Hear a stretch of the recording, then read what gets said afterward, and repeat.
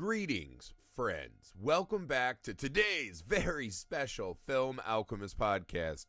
Today we'll be covering the brand new, I guess at this point it's not brand new, it's old as hell, but it's brand new to us, Saint Maud. Finally, she has reached the people. We were so excited to talk about Saint Maud today. Even more excited to be joined by one of our favorite people, friends, and co-host, Carmelita Valdez McKoy. But before the show starts, we wanted to do a quick couple seconds of business here. Please take a second wherever you find the podcast. Please, right now, do it now. I bended the knee and ask for your help. Please leave us a 5-star rating and review wherever you find us. A couple cents on why you like the show. 5-star helps us defeat the algorithmic dark overlords and find more people to bring into the show. And we appreciate those of you who've been doing that. Please find us on all the social media you're on. You can email the show, filmalchemistpod@gmail.com. That's a great way to let us know what you'd like us covered, especially these new flicks. We're doing a lot more of that. Guest host you'd like us to try to reach out and get on the show. A theme for a month, a double feature, anything you got, we want to hear about it. In fact, we've already been compiling a list with some of the cool suggestions we've got, so keep it up, guys. Thank you very much. Also, you may be watching this video here on YouTube. Our YouTube channel is called Film Alchemist. Please be sure to subscribe and let everyone know to come join us, man. Come join us. All right, with all the business out of the way. Again, today we are covering the new to the people. It's been out for a long time. Saint Maud got pushed by the pandemic. Spoiler alert, I love this movie. I thought it was absolutely worth the wait. The only thing that made it better is that we were fortunate enough to have Carmelita Valdez McKoy joining us today. Again, one of our favorite people. Absolutely a delight to get to finally see this movie and to get to share our thoughts with Carmelita and now with you guys. I hope you enjoyed it as much as we did. Thank you very much.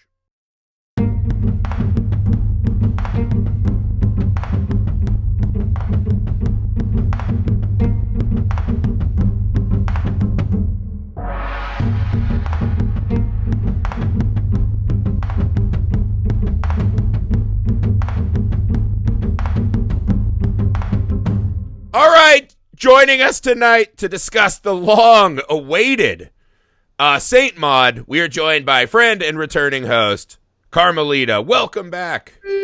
Hello. Carmelita Valdez McKoy. Sorry, all three names. I forgot to do the proper Queen's introduction. So many names. So many names. And if you throw a Saint on there, now you're like double layer baseball. Right? All right, guys. I'm so excited that you decided to join us tonight, Carmelita. Actually, we've also never had you and Alex on the same pod. So we'll see what kind of crazy chaos energy. I know, right? It's a big deal. There was a before. And we got to watch Saint Maud. Yeah, right? All right, guys. So this movie has been tied up for a long time. I actually looked at it. We did a trailer reaction on this video on YouTube, what feels like 15 years ago. And before that, there were all the Sundance people who are like, you haven't seen Saint Maud out there in the mountains. So that started like a long time before. Then we got the trailer. We thought it was coming. The global pandemic hit, and it kept getting pushed to eternity. Now, finally, we have gotten to see Saint Maud. So I figured the first place we could start, was it worth the wait? Yes. Yes. Absolutely. Okay. Yeah, we'll start with Carmelita. Yeah, was it worth the wait? I was going to let the ladies first, but yeah, 1,000%. Absolutely worth the wait. Walk me through your initial thoughts on the film, Carmelita. What were you walking away thinking? Something like this is right up my alley. Mm-hmm. You've got all this like macabre Catholic mysticism and just eccentric people, and it's dark, and you don't the whole what's real, what's not real. All of that is just, it speaks to me. My first guest appearance on the Film Alchemist was to talk about the movie Carrie. Oh, that's right. And so it's so fitting that we're talking about this movie because it feels almost like a prequel to Carrie. Little Kismet. Ooh. It is Carrie-like in a lot of ways, actually. That's a really good analog. I know Alex had actually texted me, and that Saint Maud is Griffey porn, and I was like, that is a very apt way, because it really does have all the check boxes of things that I'm looking for in my it's just films. like, I was actually I was thinking maybe Amy would find out your pseudonym was actually Rose Glass. And he's like, you do that in your chucks, and locks me out of the house. No. Oh, sorry, Amy, got to get out of the house real quick. And then you like go direct a couple of scenes for St. Maud. That's why it's taken so long. The trailer was actually all you had shot at that point, and the rest of the movie was shot over the last year.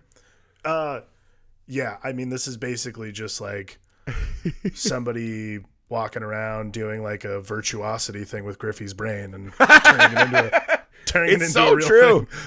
I mean, it's weird because the movie is at least 98% joyless, right? Maybe totally. Yeah. I mean, I don't know. There's a couple moments of joy, but I feel like they're pretty false at best. But yeah, it's weird because like that movie I watch and I just have a giant smile on my face. I was so enamored with this film because I had heard a lot of mixed reviews. And I even was starting to read on Twitter. I read a guy who just legitimately posted. He's like, you know what? Fuck St. Maud.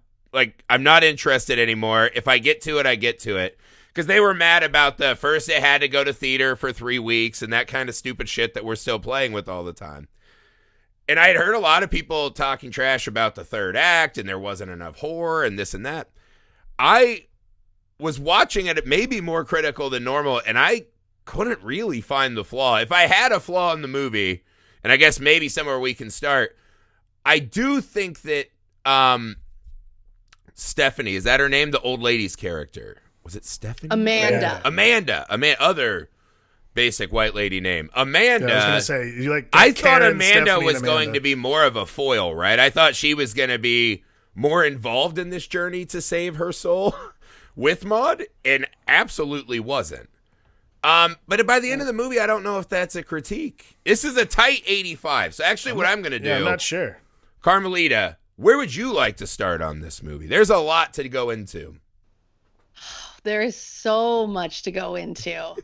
So, I mean, just starting from the top, like, you know, we get an opening scene where Maud is in the bathroom and there's blood, and we don't, it's very dark. The colors are all very muddy, which is kind of the palette for the whole movie. Yeah, but you're not really just sure what you're not looking black. That's the entire palette of the movie. There's a light on in the room next door. That's the lighting scheme for this movie. It's that video game screen when you're like, hey, how bright do you need this to? That's like the color palette for the movie. Resident Evil's definitely trying to make me shit my pants lighting for sure.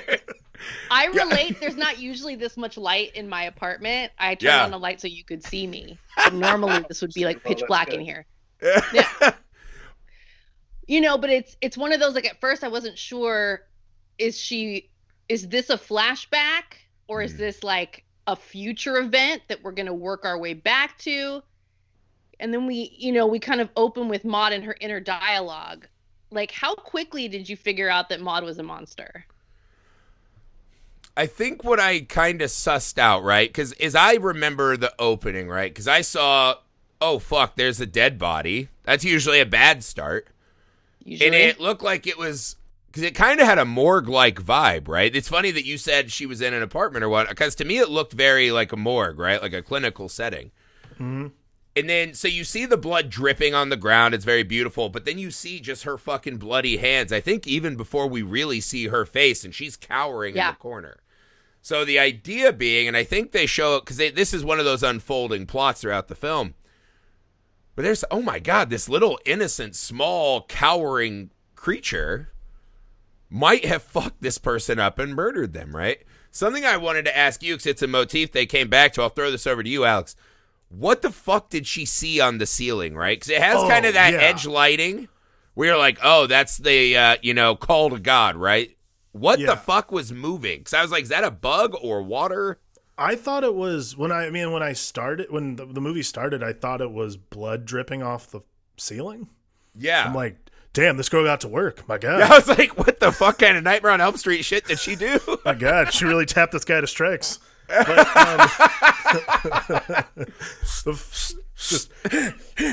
if that is how it happened and they left that out, I'm so disappointed. -1 star. Yeah, I don't know. Like, to me, it's always just anytime someone's, especially once you get through the whole movie, I guess, for me, anytime someone's looking up into the heavens in this movie, I'm like, definitely of some sort of godliness, if not devilness, who knows?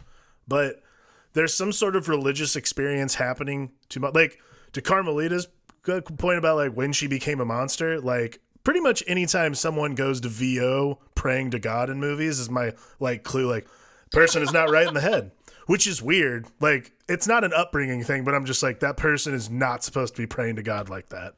It's also like a super casual conversation, like Not over good. coffee during Friends. For It's coffee. weird. Yeah, no, the God, more what are you you up to are today? like talking to God like he's your aunt on Facebook, Yeah, exactly. red flags. Yeah. Right. This is the thing, though. I don't know that are I you would doing, have God? settled, because I think the movie leaves you a little wiggle room, right? I think the moment to me that I was like, oh, something is very wrong is when she tried to chase away the prostitute. If I'm being honest, I think up until then I could have given you, all right, she's just trying to get back on her feet. Again, I'm also not, like if I found my wife had a journal where she wrote to God, I would be like, ooh, boy, lifestyle changes, know. right? But I think, honestly, the prostitute moment was the hinge. I would like to get back to Carmelita, though, for that opening glob or bug or whatever on the ceiling. What did that signify to you? So that to me looked like a beetle. That's what I thought, And- too. I thought it was some and kind it of comes bug. back later. Yes. And there is symbolic significance to the beetle in various religions. The beetle has significance. I forget. I'm trying to what remember. that I remember there was like a significance scarab in Egypt. There was, yeah. Even in Christianity and across a lot of religions, the beetle has religious significance. Oh, it's about like hard work and like dedication, devotion. It symbolizes all that stuff. So like this movie is littered with all of these little details that the part of me that loves reading up about like bizarre religious stuff is I just eat it up. Yeah.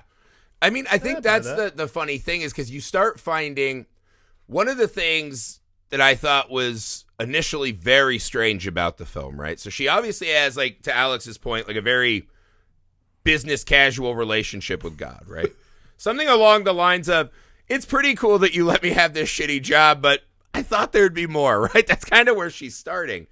Yeah. I think one of the first times when you're like, oh, something very extra is going on is when her relationship with God is so much more orgasmic Yeah. than I think I've seen in a lot of movies.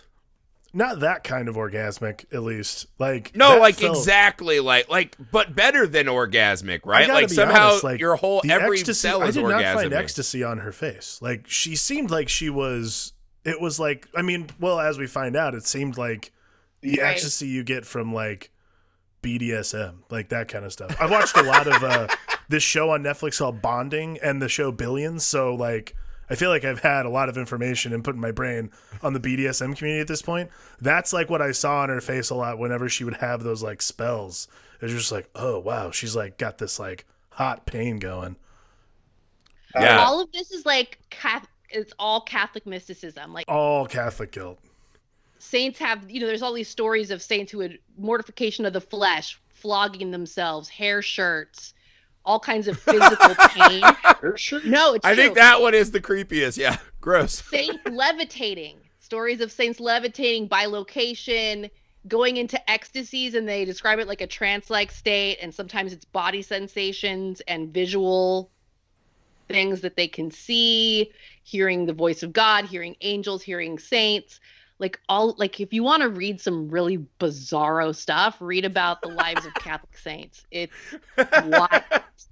It's the Jersey So- Shore of their age. Those guys partied like rock stars and they paid for it. That's what happened. Yeah. So I thought it was really cool they incorporated this stuff, Yes. because Yeah. she's this overzealous convert, and she's convinced herself that she's on this path to saintliness, that God has in store for her some great reward, some master purpose. Yeah. And so she's acting out all of these things that you would expect from a beyond holy person. Right, and that's the trick though that I think kind of works, right? When you kind of pair it with the psychosis journey, is that she's not doing it in the process of an organized religion, right? So she's elevating herself in importance right along that, right? That I can't have anyone between me and God.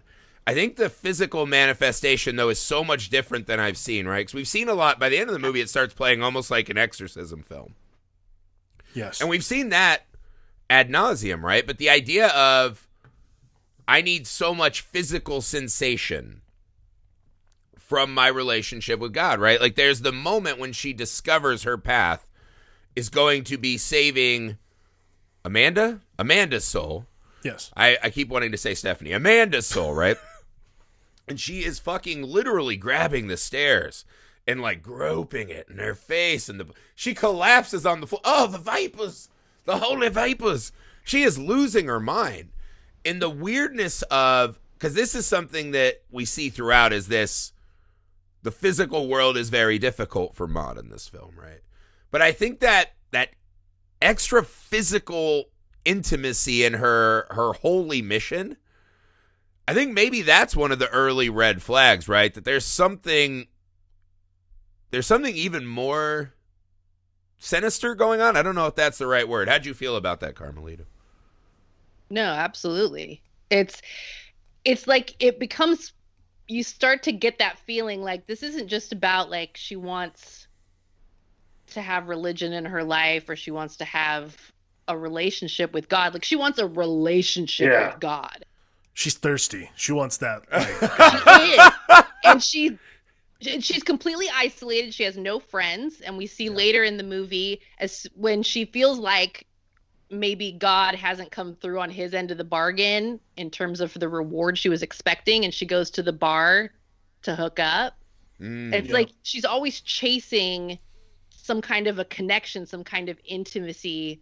She's looking for the physical, whether it's from this like ascetic, really crazy mystical experience through religion, or whether it's picking up some dude for casual sex at the bar. Like she has a lot of needs that she doesn't know how to meet. And everything is like the pendulum swings, but always trying to catch that need.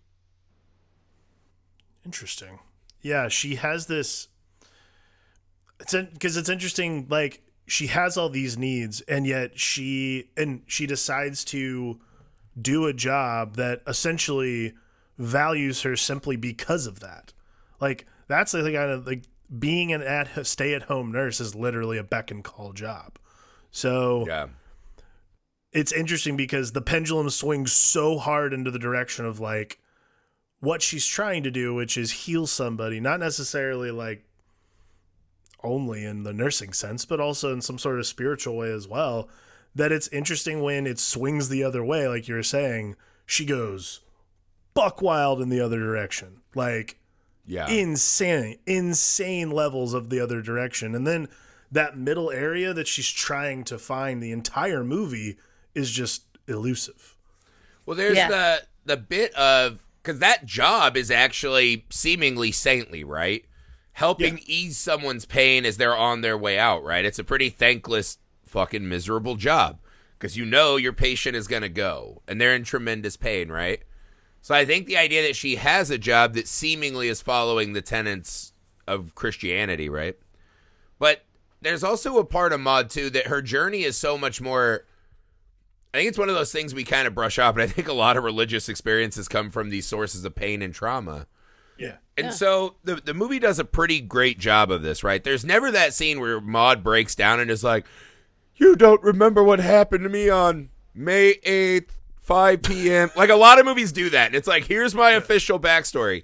And this one just kind of paints in broad strokes, right? Like they even have the scene at the end when she's kind of fully assumed how she's going to go, right? And her friend is like, we should have helped you sooner. It wasn't your fault. You know it wasn't your fault. And as she starts to talk about it, her fucking audio drops out and the music kind of swells a little bit. Because they're telling us it's not fucking important, the details of what happened. We're seeing the leftovers of a human being, right?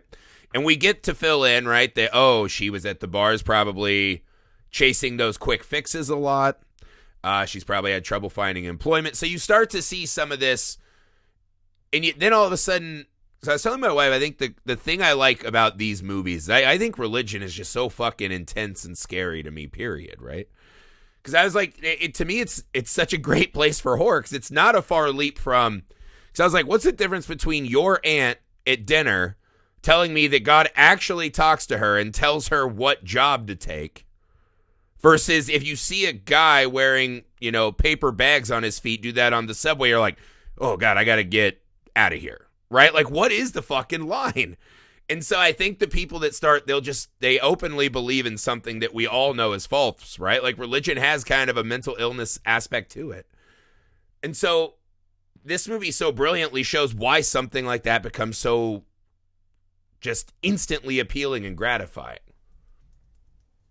Well, yeah, it's like Carmelita was saying, you're leaned on, you're needed. The need of a caregiver is so strong, and like my some of my family, like my grandparents have had to do hospice care. Like the need to have somebody present, just present, not necessarily like even constantly administering painkillers, constantly cooking, anything, just present and aware and be nearby in case something happens is like in and of itself is fascinating. It's almost kind of crippling, like emotionally in a lot of ways, because the lean you have to put on that person becomes so intense. It's I think that's the thing that's kind of interesting about the situation with Amanda and Maude is that Amanda knows she needs Maude because quite frankly, like she can't get around herself. But every step of the way, like in the very beginning when Maude tries to help her, she's like, I can do it myself. She wheels herself out of the room herself. That kind of stuff. Like it's very specific, and a lot of it goes to the fact that she's a proud woman, of course. She's a famous person. Like there's a lot of the pride that comes with it. But I think it's coming to grips with the knowledge of your needs is what really puts Amanda in the crosshairs of this like need to cleanse her soul, so to speak, from Maude's perspective. It's really fascinating, the psychology at the very beginning, because again, like Amanda is so single-minded, and it feels like obviously she's terminal. She knows she's going to die, but like the willingness to kind of like not take care of herself, like constantly smoking. I don't know if you guys noticed this, but I loved how in every single scene, almost every shot she's in, she is lighting a cigarette. I think that goes to Griffey's point about how there is no lighting in the movie, but it still is a very cool motif. Every time she lights the lighter, you're like, ah! You're turning away like Vin Diesel in Pitch Black. Oh! Sunburst. It's a really cool juxtaposition between Maude and Amanda, because Amanda is all about the worldliness. Yeah. She's all about, she wants to smoke and she wants to drink and she wants to have her friends and she wants to have sex and she wants to throw a party and she wants all of the worldly things before she dies. And Maude is hell bent on, this otherworldly next afterlife kind of reward thing.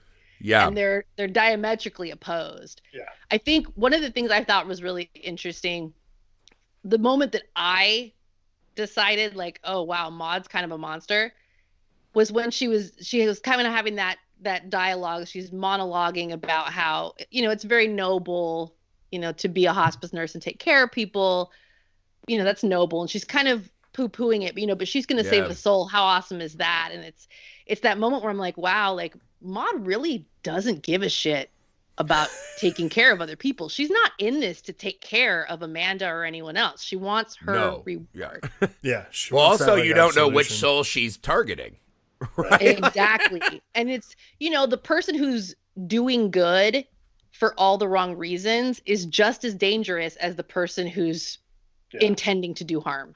Yeah. It is this sort of weird like soul collecting she's doing throughout the movie. Yeah. It's I just thought of that. That is Amanda's soul will be like the cloak she hides under to try to Trojan horse her way into heaven. Like, hey, it's just me. Never mind. But I mean, think of this though, right? Because I thought that was really funny the way you said they're diametrically opposed. Because I think in a weird way they're so similar, right? The difference is that Amanda has so embraced what it is. And Amanda's, because this is, I was telling, I know Alex might have heard this, but I used to be a bouncer at a bar. And we were at the bottom of like these tons of cement steps, right? And there was always this guy that'd roll up, and he was about 2 feet tall. His body was twisted and gnarled, right? He had all these birth defects. And he'd roll up in this chair and be like, come fucking get me. And he'd like yell at me, and I'm like, God damn it. All right, hold on, I'm coming. So like me and another bouncer would go up, and someone would carry him down the stairs like a baby, right? Because he was just a really small little guy. And we'd have to carry his like 600-pound wheelchair, like two of us down these fucking steps. And I was like, God damn it. Well, I looked over, and this guy has these things we sell called chug mugs, right, at this bar. And for 75 cents, you can get 24 ounces of beer. For $1.25, you get a mixed drink. And so this guy is shit-faced drunk and just hammering these giant cups that are almost as big as he is. And I remember I had just started. I've only been there a little bit. And I went up to the bartender, and I was just like, hey, man, you got to cut this guy off. Look at him. And I was like, he's still got to drive home later. Like, what the fuck are you doing? You're going to kill him. And it is one of these like life-changing philosophy moments as the bartender, my good friend D-Rail, looks at me and he just goes, if there's ever a guy on planet Earth that needs to be overserved, it's that fella. And I just went, yeah, you know what? Sure. Let him have it. You know what I mean? And it's like he's an adult. He came there for a reason. Like he knew he just wanted to get fucked up. You know, life had dealt him a hand and he's like, hey, I'm still having fun. And it's, I think that's a little bit where Amanda is, right? Is that, fuck it. Why wouldn't I smoke? Why wouldn't I drink? Why wouldn't I have sex, right? And so I think she's so embracing the kind of physical, right? Whereas Maude was doing that. And we even see the scene, right? When Maude regresses back to probably her normal self, what is she doing? Drinking, fucking, right? They're the same, but she's trying to repress, right? And so Do you think that's her normal self? You think that's the real Maude? No, I mean, I think that's the laid bare harm, right? That's the exposed nerve. I don't have a purpose to hide myself from the sadness. I think the religious bullshit and the soul is to protect her. Right. Are you saying that though this is like the Maude that was whatever her real name was? No. I think before Maude fucking Mortal Kombated that corpse at the start of the movie, she was probably a very normal person, right? I think after that, I think she is just exposed trauma. And so whether that be a drink or a smoke or a really awkward hand job, that's what she's doing, right? She's just jumping from moment to moment to not live in what she did. So yeah, I would say at this point in the movie, that's probably a more honest Maude than, I am the savior of your soul. Like, I'm a good person, Maude. Right? I think at that point, she's missing like the third pillar, right? She's either completely fake or completely just trying to get a fix to cover, right? So I don't know that either is necessarily a true version of her. Right. That's a good point. I think the one at the bar is probably closer, though. Interesting. Because, see, I feel like the version of her that... I don't think anybody... To me, the escape is not religion. To escape your horrible... Like, let's say the real version of her is the woman at the bar who's just, like, pounding back drinks and, like, never seen this before, really, but, like, hardcore projectile vomiting, which was kind of amazing, by the way. Oh, I've seen that one many times. I've seen it, but more just like, oh, wait, I've actually seen you do it. Never mind. At your wedding. No, I was actually at another bar up in here. You got kicked out of the bar. So many. Forever. Take your pick. To me, like, the escape for that kind of thing can't be religion. Like to Carmelita's point, swinging the pendulum the other way is religion, but it can't be the escape. So to me, like, wherever the middle is for Maude, there's always some facet of Catholicism or some sort of Christian leaning lifestyle in Maude's life. I think the difference is that she doesn't have a middle. So the only aspects we're seeing are just the middle. Whoever she was when she was in the middle evaporated. It died on the table that day with that lady, probably. Yes, or whoever. I would say that's probably a fair assessment. Yeah, I mean, I think it's like we were saying, right? This is the HJ for your soul, right? It's not the I'm being a good Christian. It's that I can be a better Christian than everyone else and drag fucking Amanda's ass along with me. That's what it is. Chicken soup for the soul, by the way. Well, my version would be the HJ for the soul, right? The HJ and Spiral beer for the soul, right? If you're having a rough day. But no, because like here's a great scene that like really struck me, right? Is when she peeps in and sees Amanda and her dancing around, right? Yeah. And I love the extra little bit, right, of Amanda sees the prostitute kind of scampering, right? And they're both in their sexy outfit. She has her wig on. So you kind of know already she's bald. She's changing herself a little bit to be more what she wants, right? And there's a falseness to the bargain inherently, I guess, right? But that moment when Maud watches Amanda be sad, that she realizes that this is fleeting or something's different or this is nearing the end. And instead of feeling sorry for her, when Maud starts yelling at the prostitute, don't come back, she's at a fragile moment, that's not about protecting her from that moment. That is I have found the crack in the armor and I can force your ass out, right? So I can get back to the whatever the fuck she thinks is her plan. I don't know if you guys think there was a plan between the scissoring and, well, like the actual murder scissoring, right? Or the, like, they're just friends who read William Blake together. That came out wrong. That was absolutely not intended. But maybe that was a plan, too. I don't know. I don't know if she was. Like, if you're listening to this on, like, Spotify or Apple Podcasts, like, Griffey said that, and I looked down at Carmelita's screen, and I was like, she knows. I was doing the Uncle Joey cut it out fingers so everyone knows. Oh, my God. And my screen just froze at the wrong position. That makes it worse. That makes it worse when I do the Uncle Joey fingers. That didn't help. So, Carmelita, I'll let you take it from there. Save me. Well, I mean, that's actually a really a good segue.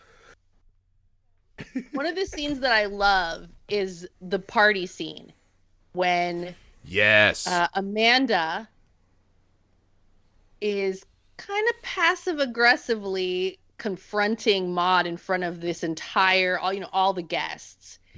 And she mentioned something about, are you jealous? And there is kind of a weird tension between them.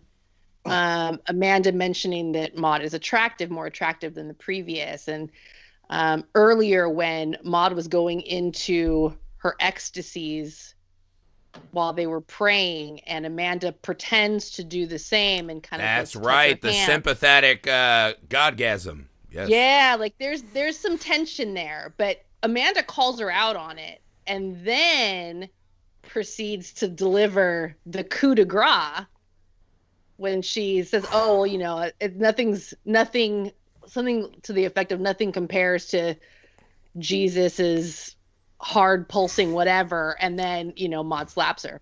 Yeah, but there's no, because there's a weird moment where you have to. Great. This is one of the first, like, did that really happen that way moments, right? So she starts dressing her down, and she actually is like, are you jealous or are you a bigot, right? And that's how she kind of starts it up. Maud's trying to just get out of the room, right? What happens is she starts dressing her down, right? And as she leaves, they start putting, like, a Mother Teresa bonnet on her. Yeah. And in my mind, I was like, is that something they just had handy? Would that really have been... Would they really have just pounced on her? Yeah, but that's what I mean. Even that was like one of those first.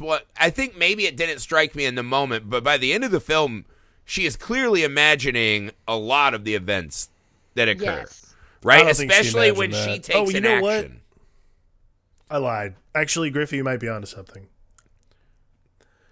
Because, to be honest with, because because the clue for me is when Amanda. The line when she says, like, are you a something or a bigot? Whatever the line is. Jealous or a bigot, yeah. Are you jealous or a bigot? Yeah, like, whatever the line is, like, to me, and she's a famous dancer, like, she has all these very different friends. Like, to me, that speaks to this sort of, like, other level, like, it's the, like, that toxic level of wokeness some people have. So... And it maybe is even more so this sort of affront to the way Maud feels, which is this very pious belief system, this very pious, to the point where she feels positively orgasmic when she imagines the hand of God anywhere near her. So, like, that might be true. Griffey might be onto something. I think this is the moment where you see their... It might just be this. It's not necessarily imagined, but like the feeling she has, like the mockery is almost as sensitive as the like feeling of God's presence as well. the mockery of God itself might be just as strong. Where they both are playing God, right? Amanda is taking this power.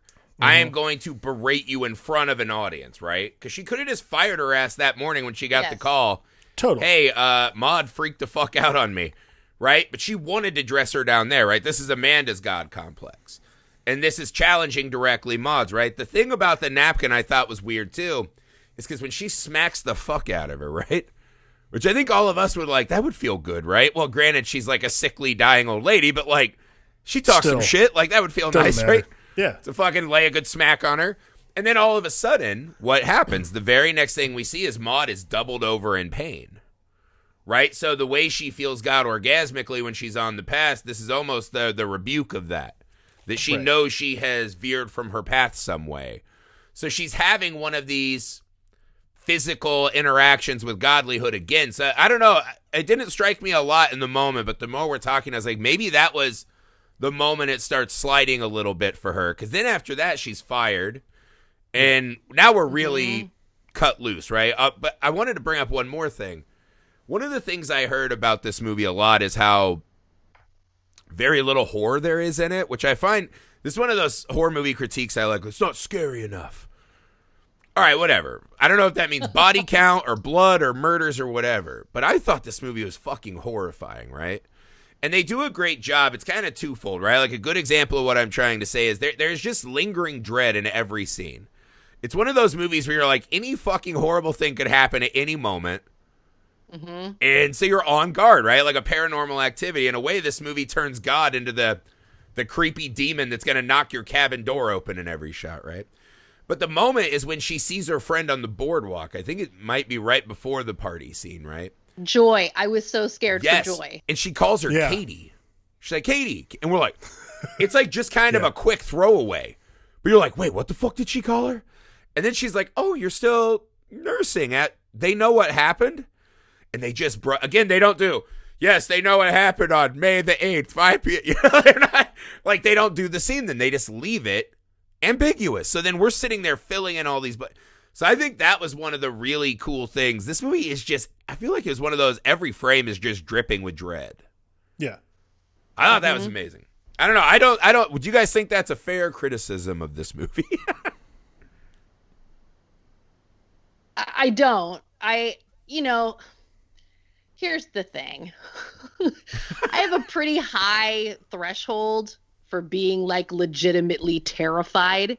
Yeah. So if I was going to base my critique of every horror movie on whether or not I was, sleeping with the lights on that night, scared of having nightmares, then there are a lot of legitimate horror movies that would probably not qualify under that, because I've watched a lot of horror.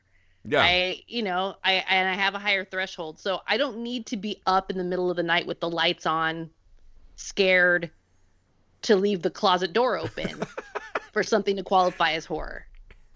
That something is horrific. And the things that Maud is experiencing are horrific. And the threat that she poses to everyone around her, like I said before, she's a monster. She's this ticking time bomb, and there's horror in that. Even if it doesn't keep me up at night scared about it, it's horrific. I agree. I am on the other hand a big wuss, so I get scared really easily by everything. But like I don't know. Actually, ever since we started doing this pod, really ever since I met Griffey, I've stopped that a lot. Your horror movie viewing has gone up like 2,000%. But in general, like I can say there's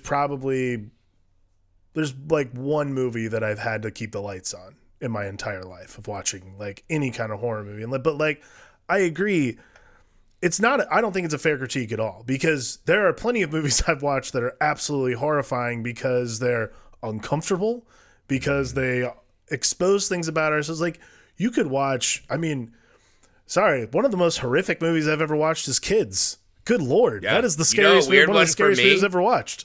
I remember a couple years ago, my mom wanted to watch Meet the Parents, and it was the first time I'd seen it in a couple years. And like when they light the gazebo on fire, I was like, I don't want to do this journey anymore. I don't want to watch so, it. Yeah, see, like that's the thing. So like, there's horrifying movies to that me. make me uncomfortable that I find horrific. Like, yeah, there's movies that make me feel it feels too real. Like, not even like the sense like, oh, it's like almost a documentary. It's not like watching Save It Private Ryan. It's like watching like my life.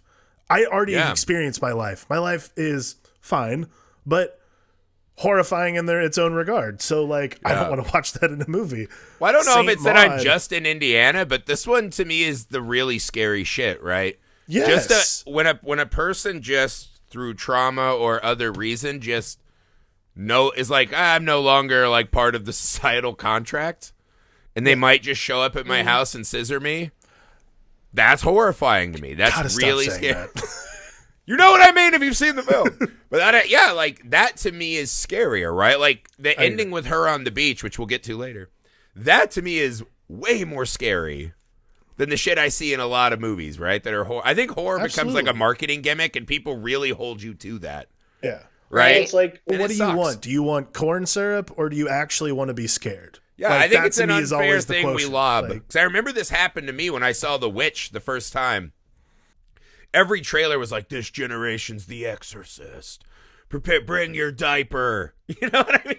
And like, you're like, yeah, like that's what I'm there for. And then I watched it. It's just kind of this quiet family drama, and there's a lot of dread, and it ends with like a big crescendo. But I remember coming out and being like, what the fuck? And I was so disappointed. And I think I read on Twitter, someone's like, imagine seeing a movie where the first scene is someone's baby gets stolen and pounded into like a power shake. And you're like, that shit's not scary. Like, and it is true, right? But then like you go back and you discover the film and you're like, oh, I'm not watching it now as a horror movie. I'm watching it for what it is. Yeah. And I think Saint Maud will take a little beating for that, as it were. I don't understand that. I thought this movie was horrifying. There's plenty of terror involved in this movie. Absolutely, man. It's walk me through. So we got to do twofold, right? There's another thing I want to get to, right? Which is some of Maud's more pointed hallucinations. We see this a lot with the spiral, right? Because I was noticing, I'm like, why do they keep showing sink drains? And then it picks up a little bit right after we've done that shot like 4 times. Then we see the beer, right? And then at the end, above the beach in the ocean, we see probably the most prominent one. What did you guys make of this spiral? Was this just her spiraling into madness, or did you pick up something more than that? I mean, the one at the very end is like the heavens opening for her to ascend. Yeah. See, that's what I was wondering, because the rest of the movie, it's played as like you're plunging down. Right. And I was like, is that a gateway to hell, right? The plunge down? Well, that was my thing. She is sees like, it as a holy light. Well, like I was thinking the whole time, because like I was saying, I'm dumb and don't know enough about religion, even though I was raised Catholic. But like, are spirals a religious thing? Like, you were never taught the story of being flushed to heaven? Are spirals a religious iconography? Or like just in general, you could say that spiral could be, I don't know, the Inferno. There is a Dante's Inferno reference there somewhere. I mean, it is an inverted triangle. Like there are some religious aspects to it. So you could say that maybe that is Maud's world. That's the descent into Maud's world. And maybe the reverse of it is her believing she's ascending. But obviously we'll get to that. Yeah, I have a thing on the end we'll do in a little bit. I thought some of the delusions in the film, though, were really pointed and used to interesting effects, right? Again, the spirals were kind of consistent.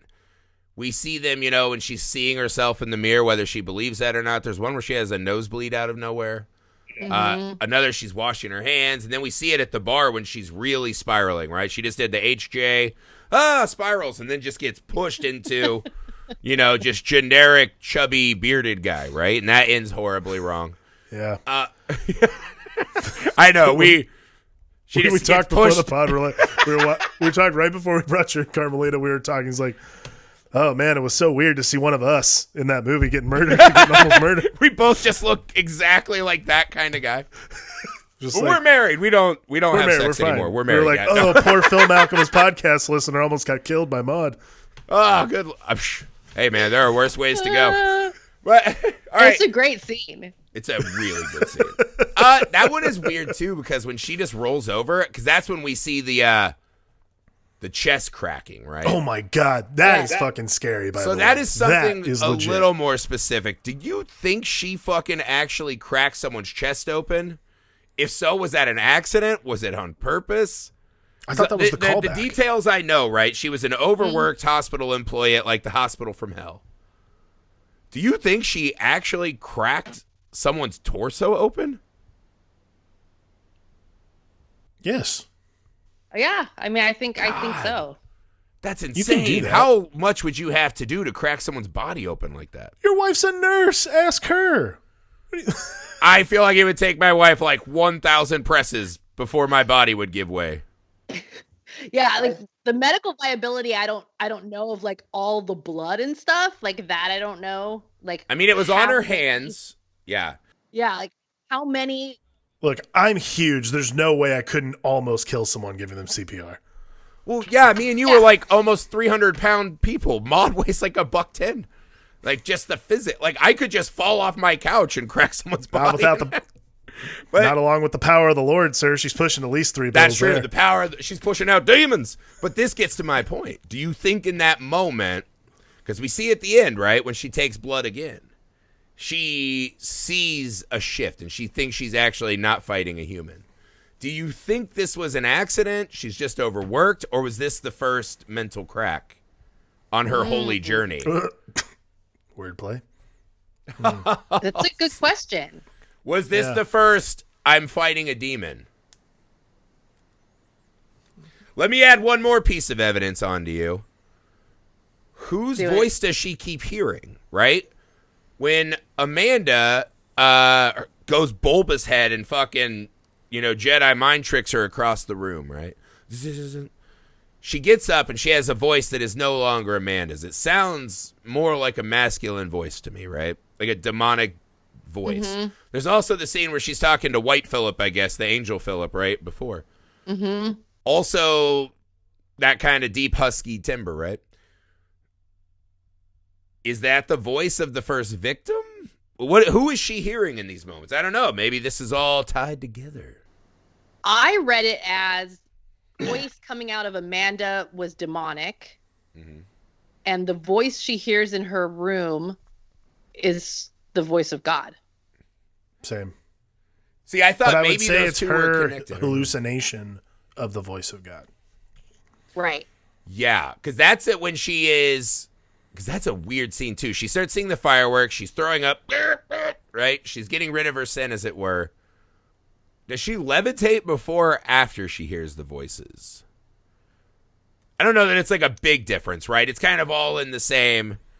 I don't remember. But here's I the think weird it's one, right? after, but She I don't sees remember. the bug, maybe the same bug from those two scenes, crawling towards her altar, right? And then there is a shimmering effect across the entire altar, as if something is there invisible, or it's like a ripple in reality, right?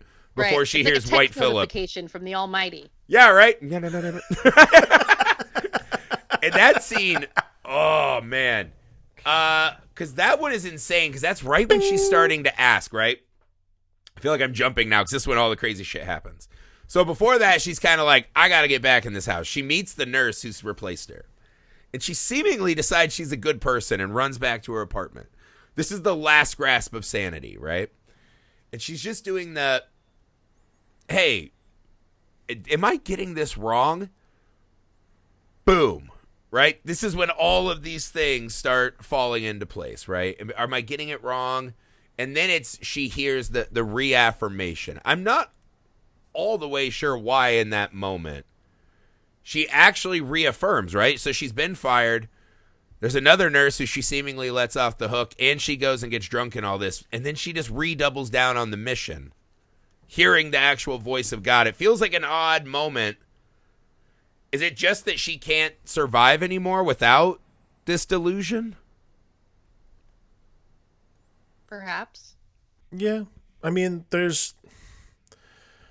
I can't argue against it, honestly. Like, to me, like, She it said, I makes have sense. the lines here. I was looking for them, right? It says, you've known for a long time this world was just a game. take this last test and we will truly be together. I think that's all the important parts of it, right? That's kind of the gist, right? You've known this is a game. You have passed the test. You've been good, right? That feels very much like something she's saying to herself, right? I was gonna say that sounds like that's definitely her. Like to me, it reads like a person who, I don't know. Actually, I've lost my train of thought for that metaphor. Anyways, moving on. But no, it's and it happens too when Amanda as the demon is talking to her, and it sounds like the inner monologue of someone who's being self-critical, who's saying your faith isn't enough. You're just afraid to be alone. Well, it's the kind of thing that your inner voice would tell you when you have low self-esteem or when you're being hard on yourself, and she hears it as the demon voice. She's experimented with going back to the bar, letting loose, going back to the old way of doing things. That didn't work out.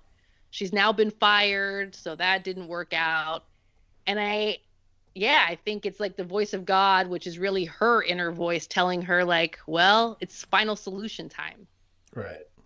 It's time to ascend because this world can't hold anything for you. You're ready for the next level or whatever, because that's what she wants to believe, that she's ending her time here to have this great reward in heaven. Well, I think that's kind of the long game of all people, right? It's just scarier when you realize, like, oh, fuck, I think they really believe this. Like, I think all my relatives think that's true, but they don't actively do anything to, like, help their case. Well, that's like, but, I mean, let me ask you this, though, right? So, Alex, if Amanda doesn't mock her, is she still getting scissored? Yes. That's going to go down no matter what. It's going to happen no matter what, because at some point her very existence mocks her. She's literally inches from death. Like, to me, it's someone who literally is inches from that moment in your life where you have to come to grips with the fact that whatever you believe in, however you feel about it, you will not be one. You will not be one with existence anymore at some point. So from Maud's perspective, for her to just sort of openly flaunt the fact that she's going to die is a mockery of God in and of itself. Not to absolve her, like not to pray, not to do all these things that Maud believes cleanses your soul, cleanses your palate before you decide to ascend. Those are all the things that make Amanda awful to Maud. So Maud tries to save her. She doesn't. It doesn't matter if she wasn't going to get mocked or not. She was already mocking Maud. And then, of course, she lays the hammer down. I knew it, too. During that fucking opening scene when she, like, shares in that moment, I'm like, you bitch, I know what's going on. I said that, too. I was like, and fuck. then she fucking laid it on her in the end. I'm like, oh, I knew it. Maud, well, that is because Maud lies about who she is and why she left her job. And then they lock fingers and have a godgasm. And you're like, this is not going to go well. But this is what I mean. Tell me this is not a fucking scary movie. Because when Amanda, I think her exact line is, snap out of it, honey. And she's like, he's not real. And I think she says, there's nothing more dull than dying. That she only faked a godgasm with her because she was just so fucking bored. Yeah. Right? And then Maud in her brain is probably like, I saw your books. You had everything that I could have had before I died on that table too. And there's just this seething hatred. But every single line, right? Because I feel like, maybe you remember better, Carmelita, but Amanda has like 5 lines, right? He's not there. There's no one. Every time she says another line, you're just like, stop. I was like Molly Ringwald in Breakfast Club to Judd Nelson. Stop. Because you're just like, this is not going to go well at all. Yeah. You're pushing the wrong one. Yeah. She didn't put on her nicest bed sheet to come over here and get mocked. No. You know what I mean? Like, she's ready for war. Oh, dude, that scene scared the shit out of me. Yeah. Before you got to the other stuff. How did you feel about, because again, this is another weird thing I read. A friend of mine, who I think listens to the show regularly, said that he was really let down by the third act. And I find that really confusing, because I was like, the battle lines are pretty much set, right? When it's religious fanatic. and woman who mocks that, right? Like, the lines are drawn pretty fucking clear. Did you think the way that we hit our conclusion with Maude and Amanda was satisfactory to you? Yeah, I mean, it felt like the natural progression. Yeah. To me. I'm curious what other people expected from a third act like that, like this movie. This movie is like, well, yeah, it made me scared that like she was gonna go back to the house all robed up with her scissors and acetane. Yeah, this isn't and the like Void. she had already like, died it's a or different something. Movie. Like I don't know what people expected. Like that's the thing is like people expect with movies like this and someone who's devout of any kind, people expect shit like The Void and stuff like that. And to me, that's not what this movie, like this movie is a character study about what it is to be devout, but not devout in the way that's intended, like to be caught up with your own devoutness. That's the true terror of this movie, is to be so caught up in your own beliefs, your own guilt, your own devoutness that it corrupts you from the inside out, which is why she hears voices, why she sees spirals, and why she ultimately does what she does. That's what this movie's about, and I have absolutely no idea how you get a satisfactory ending. That I don't know what else they could have done with the third act of this movie other than exactly what they did. It was the logical conclusion. I was actually pissed that Amanda, like, she got fired. I'm like, okay, why the fuck are we hiring Jennifer L for this movie if she's literally not going to be in the rest of it? And then I was like, right? Okay, was there not a moment where you're like, she's done? Like, yeah, I'm like, what's what the rest of this movie now? Like, what is the rest of this movie? Yeah, I was so baffled by that moment, right? But Carmelita, so walk me through, right? So they have their showdown. Amanda gets her digs in. She kind of says what we all want to say, right? Hey, yeah. I think it's one of those funny things, right? The only people that hear voices are the ones that actually think they're God, right? Not that like just really believe in God, right? And Amanda just lays into her, and it's probably the first moment in the film where you're like, yeah, fuck yeah, I'm on your side all the way. I guess you would say she's pretty more relatable than I think you imagine at the start of the film. She's, fucking dying, man. She's going to be grumpy. But she plays it fair. You know what I mean?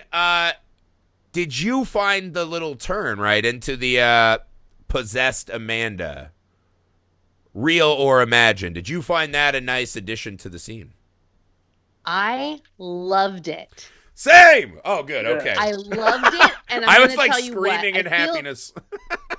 I feel like Maude has so far retreated into this delusion that she's in. She can't let anything threaten that. Yeah. And Amanda voicing these doubts, voicing this criticism of the way Maude is approaching her life. Maude can't handle that. Maude's way too deep. She's like, I'm White Phillip now. Stop. Yeah, she can't take it.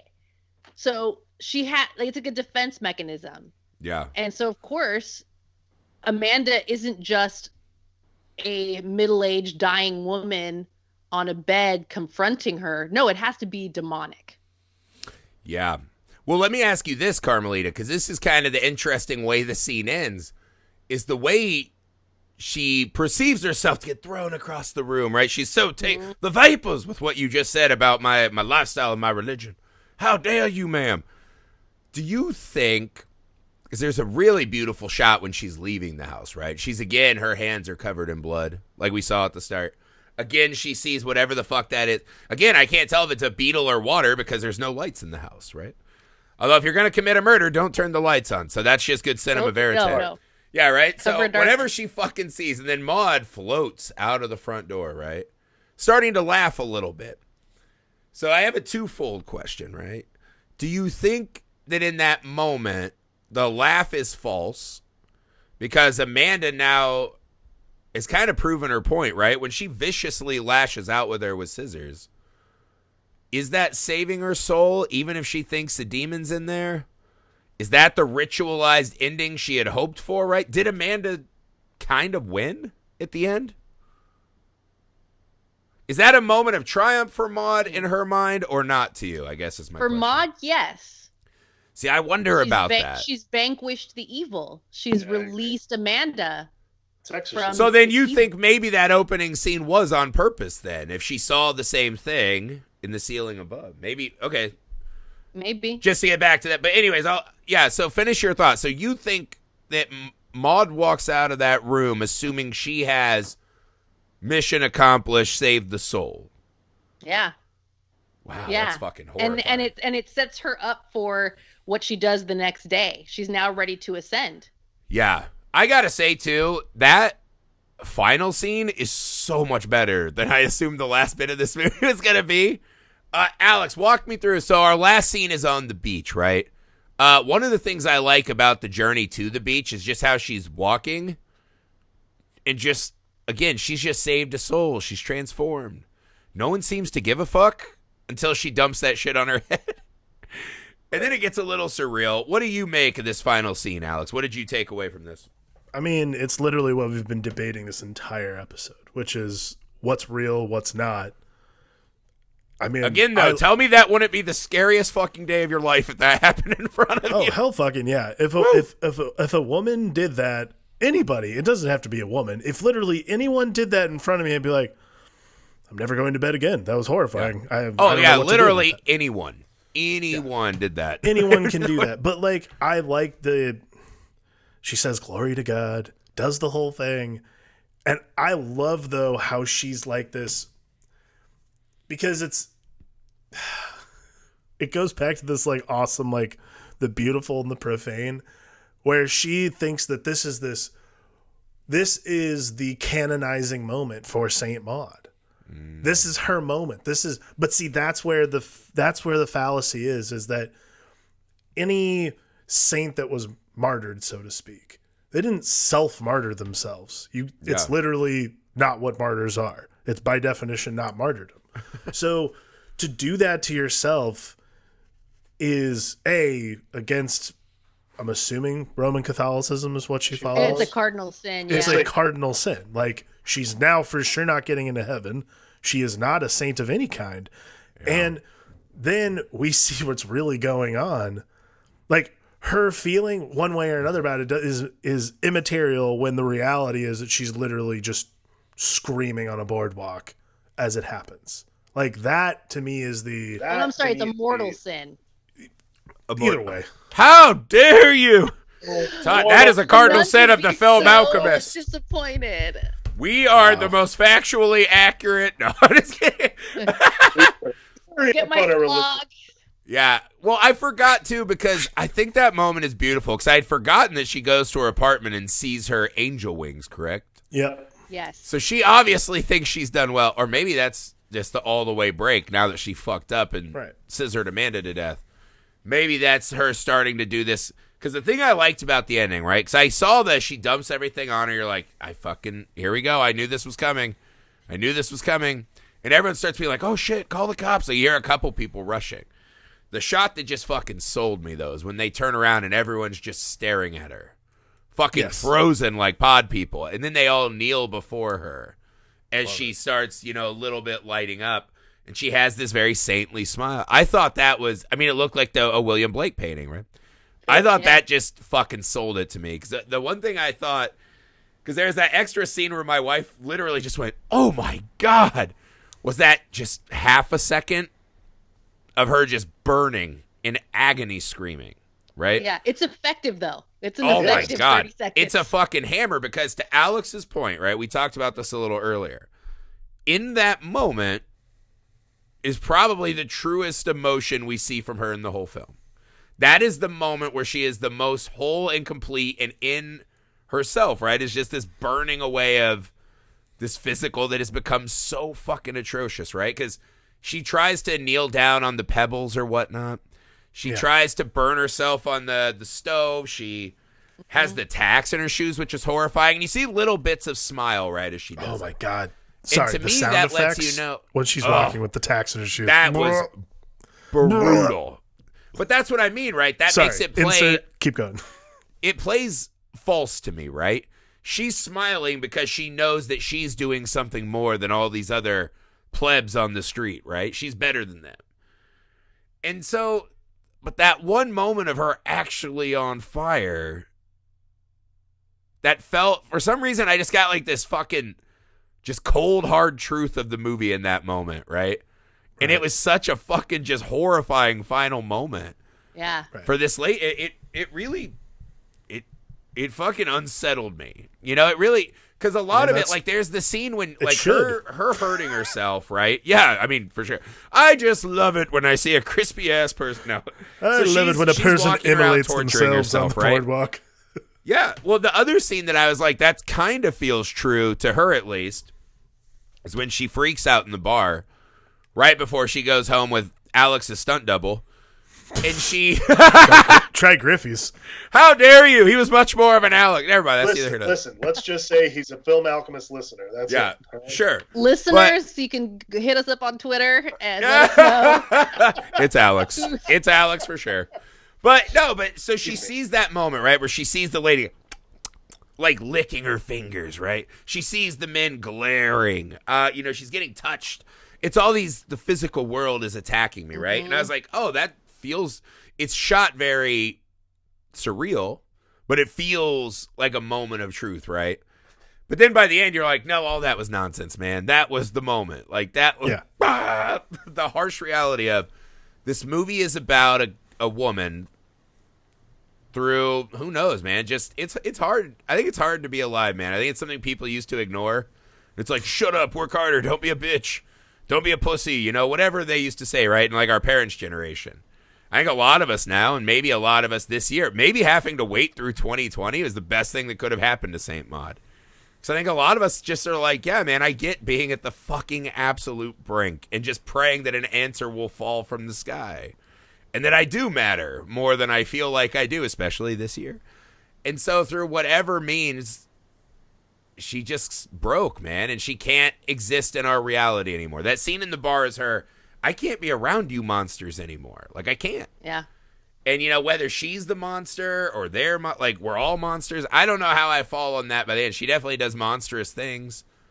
But I think just that journey of someone who all the way breaks down and then will do anything to try to right the ship, as weird as that sounds. It's just an unsettling fucking movie. And the performances are stunning, man. The music was great, lighting F, but everything else, I was fucking blown away by this movie, if I'm being honest. Yeah. I think at 83 minutes, we're rarely entertained this level. And I mean, like, again, this is a great movie this is a great movie for not only the craft of the movie itself, but it also proves that you don't need 2 hours to do this kind of storytelling. This level of storytelling, telling this layered, doesn't need 2 hours to marinate. All you need is a well-purposed character and a well-purposed antagonist, well-purposed protagonist, and to get to it. And that is, I think, the power of this movie is that you're drawn in immediately. There is no almost. It's immediately you are intrigued, not just because you can't see anything and you're going to spend the rest of the movie squinting, but because it is that good of a movie. You are compelled to watch this person, whether you agree with them or not.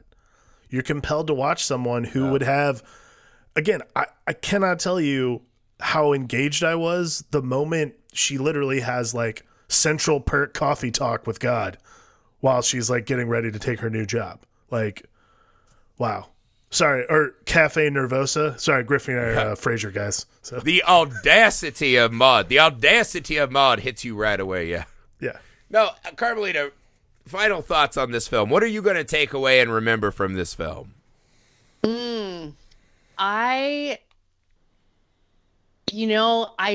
I love that we take this journey with Maud and kind of all the points along the way where you're like, it's kind of interesting how Maud is trying to get through to other people, and the whole movie, like, I keep hoping against hope that someone can get through to Maud, and it's just like this journey. Oh man. And I'm like watching Maud like stumble towards this terrible destiny, but it's gorgeous to watch, and it's poetic and it's unsettling, it's all of those things. And I think with this movie, there's just so much detail. This is a film that I'm going to love watching again. Yes, I absolutely agree all with that. the little things, all the subtleties. Well, just imagine how this movie will grow with you, too. Like, we're watching this right now in a pandemic and lockdowns and winter, whatever. Imagine, like, everything's back to normal and it's sunny and you go to a bar and you're, like, looking around at everyone like, right? Like, you're like, this movie has a whole nother...